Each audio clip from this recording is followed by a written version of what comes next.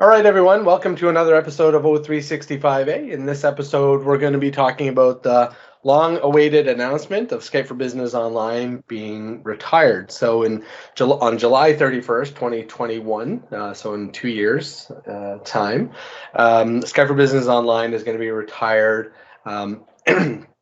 And we're going to be discussing, what sort of comes along with that and how do you prepare yourself with regards to some of the different technologies that you have within your environment. In addition, we'll be talking about the audio conferencing providers as well, as that was another announcement too. So back in 2017, Microsoft announced at Ignite that, Microsoft Teams was a hub for teamwork in Microsoft 365, and Michael and I were fortunate enough to be working the Ignite booth when that announcement happened, and we were flooded with the announcement, or we were flooded with people, I should say, coming to the booth asking, hey, what's this I hear about, Skype for Business, moving to Teams. And so it's been a couple of years. There's been a significant amount of investment that's been brought in from Microsoft to get Microsoft Teams where it is today. And so in another 2 years' time, they're giving a lot of leeway with regards to the announcement. In 2 years' time, they're going to be migrating anyone who's on Skype for Business Online to Microsoft Teams, and then anybody net new enterprise-wide will be going to Microsoft Teams directly. So in addition, the audio conferencing providers, there's another announcement that came out saying that also on July 31st, 2021, audio conferencing providers will have an end of life as well. We previously talked about this in our episodes 10 and 12. So if you want to have a little bit more detail about what that actually means and how do you prepare yourself, by all means, listen to those 2 episodes, and I'll link them inside the blog post here as well. So depending on the desired state, so audio conferencing providers, this is a third-party conferencing company that you utilized to dial in with Skype for Business Online, so you can have your own telephony infrastructure or third-party company provide you with telephone numbers. So just a couple of things to get you to the desired state. There's really 3 things. Migrate to Microsoft Audio Conferencing, which will be the new Microsoft Teams audio conferencing. You can continue to use the separate third-party audio conferencing provider. However, there will be no integration with Skype for Business Online, or stop using audio dial-in conferencing altogether, which, most companies still are going to be utilizing that. So those are typically the three options that you have. And then right now, I'm going to pass it on to Curtis to talk about the new product investments coming with this announcement. Yeah, thanks, Aviv. So when you talk about the announcements of Microsoft Teams in 2017, if you look at the evolution of Microsoft Teams, the products matured and evolved rapidly. But compared to Skype for Business on-prem server and Skype for Business Online, that's like a decade of feature development that would have to be mostly replicated in Microsoft Teams. And as far along as Teams has come, it still doesn't have complete parity with Skype for Business Server and Skype for Business Online.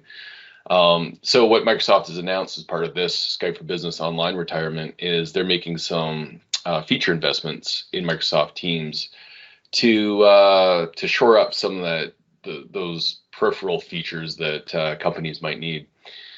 One of them is Teams and Skype Consumer interop. So in Skype for Business Online, you could add a Skype consumer identity as a contact and have calling and chat capabilities. That doesn't exist today in Microsoft Teams. So as part of this announcement, Microsoft has said by the first quarter of the calendar year 2020, they'll bring that functionality to Microsoft Teams. And I don't think this was widely used, but there were clusters of users inside certain organizations that really leveraged it. So that'll be great for them, and sort of a barrier knocked down in terms of getting to Microsoft Teams with feature parity. Another big one on the calling front was that Dynamic 911. So Dynamic E911, it's the ability to automatically use the caller's current location to route the call to a government call center called a PSAP. That's a public safety answering point run by governments, and it helps emergency services locate the individual who dialed 911. So Microsoft has announced that this will be delivered in Teams in the United States by the end of this calendar year, and then I assume other countries will likely follow after that. Also, shorter retention periods for compliance.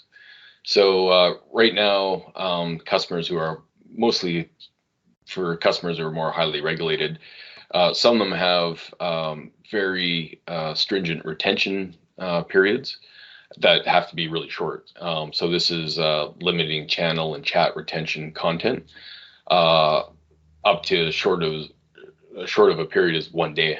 So that's not capable in Microsoft Teams right now, but Microsoft has announced that shorter retention periods will be available in Teams by the end of this calendar year. And that retention period, when it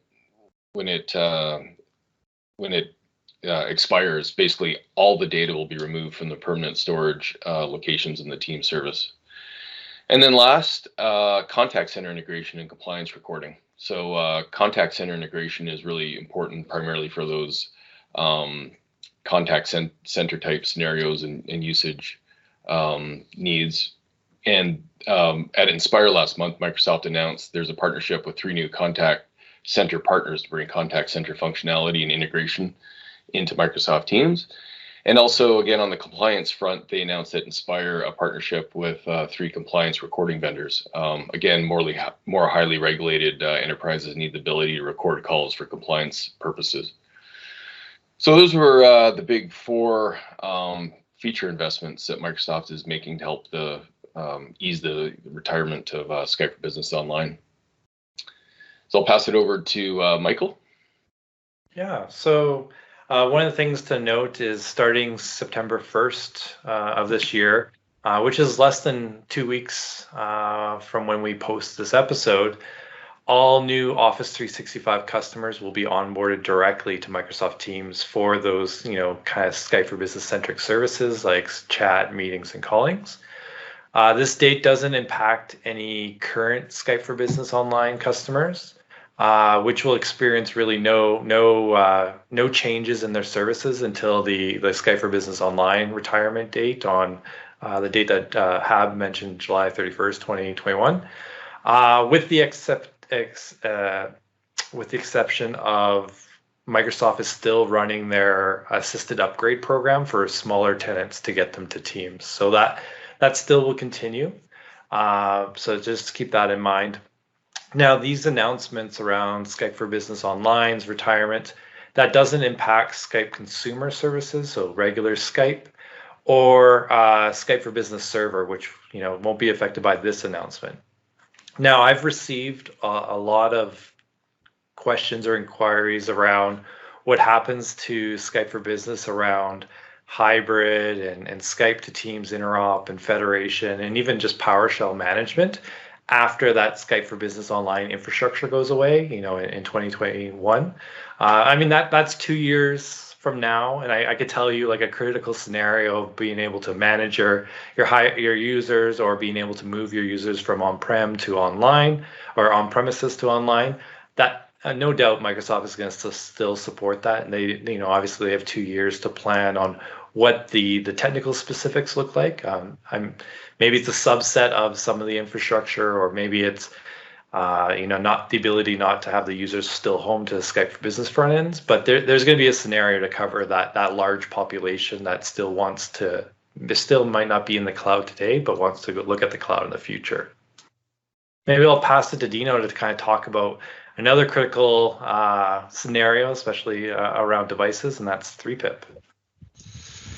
Yeah, thanks, Mike. So in the spirit of these announcements and retirements, last but not least, the Microsoft has made the announcement that the third-party IP phones, or 3-pip for short, will also be retired. So we've got the July 31st, 2021 for Skype for Business Online, and then 2 years after that date, so about just shy of 4 years from today, so July 31st, 2023, they'll no longer support the 3-pip phones on Teams. So a long runway window for users and organizations to plan for this. So that's good. That 4 years basically from today. So lots of times to ensure that continuity of functionality. So what basically the recommendation is that those 3PIP phones are to be replaced with native team phones, and there's certainly a few of them out there today, and I certainly expect that there's going to be more and more of these devices coming out. So again, in terms of the benefits of a Teams native phone, obviously it runs the Teams client. It looks and feels like the Teams client that you would run on a PC and a browser. So you have that Teams experience. There will be some additional benefits coming to those devices, namely contact and calendar management, one-touch meeting join functionality, and then also there's going to be some enhancements around the experience between Teams phones and PCs and clients. For I'm not quite sure how they're going to what that's going to be, but they're sort of hinting at some enhancements there, and then voicemail transcriptions on the phone as well. So that will be interesting to see. None of this is available yet, but that's what's been announced. The other thing is, and this is available today, is the device management. I think we talked about this in one of our previous podcasts, and that's the ability to just natively in your Teams admin center take care of these devices. So you can, once you unbox one of these phones and get it connected up and sign in the first time, it pops into your device management, and you can manage the firmware, apply policies to those devices, so you can limit the functionality you want the user to have with them, or enable certain functionality that, whether or not you need a passcode on it or a PIN to unlock it, that type of thing. So that's kind of nice as well. We don't have that type of functionality with 3PIP phones today. Again, in terms of the recommendations moving forward for customers, I would encourage you to work with your current vendors to see what the upgrade paths might be, so that you're not, there's certain programs in place today that are available, so that you can trade up your phone type thing. So certainly in the mix today is Audio Codes, Crestron, Poly, and Yealink. So there's 4 vendors that are making devices, or will be making devices. I think Poly is still set to release their phone. So certainly start having those conversations with the vendors today. In terms of, I get the question, are there any implications for customers who remain on Skype for Business Server? And the answer is no. You can continue to use those 3PIP phones as you are today with no issues. And I should also point out that don't expect any new 3PIP devices to be released, obviously, if they've announced this. Another question is, what if you bought a device that's upgradable to Teams and there are 1 or 2? Again, talk to your vendor and see when the code's going to be made available to convert it over to Teams, and plan for that upgrade and migration. So again, Polycom, Audio Codes, and Yealink have upgrade plans, so do reach out to them and see what your options are in terms of that. And that's it for 3PIP. I'll pass it back over to Hab. Well, before we close out, it's kind of funny how Hab started the episode with us, talking about when we were at Ignite, getting the announcement or dealing with, the Skype for Business going away or being upgraded to Teams, and kind of I'm thinking about how my feelings around that announcement, that messaging going out, and then you fast forward to today, and you're hearing that Skype for Business Online is being retired in 2 years, and it's just now just like it's a given, right? Like Teams just makes sense. It's just shocking how short of a window has changed even my personal thinking of a product that I was contracting. It was my livelihood for so long, and now it's all about Teams. And Yeah, you sort of go through those phases. I think we talked about this before, where you're in denial for a little while, and then you kind of learn to accept it, and then you eventually, as we all have, is just completely embrace it, and it just seems like so normal and natural now. Yeah, I mean, we all knew the day was coming when they first made that announcement in 2017, but like now it's official because Sure.